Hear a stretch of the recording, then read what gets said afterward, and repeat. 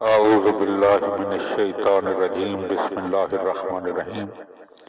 جزیرہ خضرہ کے زیر عنوان زمانہ غیبت کبریٰ میں ذہن میں آنے والے سوالات اور ان کے جوابات۔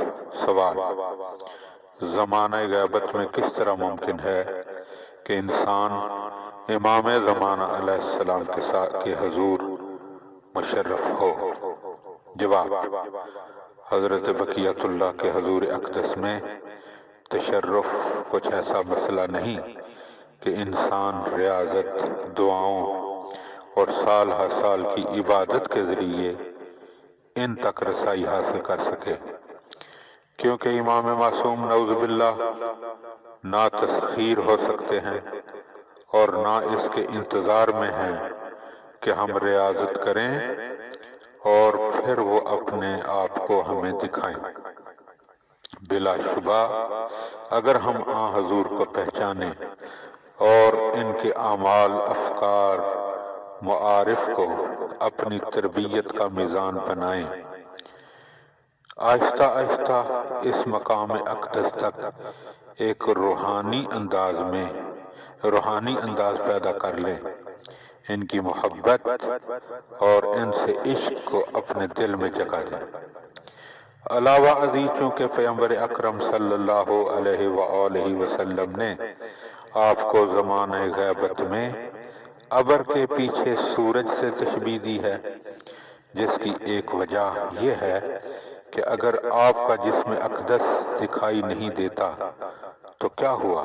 آپ کی روح اپنی عظمتوں کے ساتھ ہم پر احاطہ کیے ہوئے ہے، اور جس طرح سورج کی روشنی ہمارے قریب ہی ہے، اسی طرح حضرت بقیت اللہ المنتظر کی روح بھی ہمارے قریب اور قریب تر ہے۔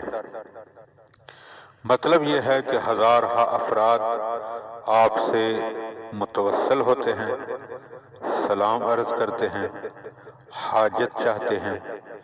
یہ صحیح عمل ہے۔ اس کی تائید میں سینکڑوں روایات اور آیات قرآنی بھی ہیں۔ چنانچہ انسان اگر چشم دل سے دیکھے تو ہمہ وقت جناب کی روح اقدس کو آغوش میں پائے۔ اگر گوش دل کو کھلا رکھے تو ان بزرگوار کی صدائے دلربا سنیں۔ جسم ہمیشہ روح کے تابع ہے، اس کے برعکس نہیں ہے۔ اگر انسان جناب سے روحانی ارتباط پیدا کر لے تو آپ کے جسم اقدس کو بھی دیکھ لے گا۔ عقیدہ یہ ہے کہ اگر انسان چاہے کہ جناب کے حضور میں تشرف کا راستہ نکالے، جو کچھ بیان کیا گیا اس کے علاوہ اور دوسرا کوئی طریقہ نہیں ہے۔ چنانچہ اس آیت کی تفسیر میں یا ایھا الذین آمنوا اصبروا وصابروا ورابطوا، معصومین علیہم السلام نے اس آیت کی تفسیر میں فرمایا: اے لوگو جو ایمان لائے ہو، غیبت کبریٰ کے زمانے میں شدائد پر صبر کرنا اور دوسروں کو بھی صبر کی تلقین کرنا اور اپنے امام منتظر سے رابطہ پیدا کرنا۔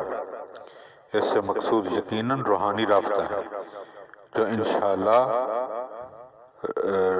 ظاہری راستے پر منتج ہوگا۔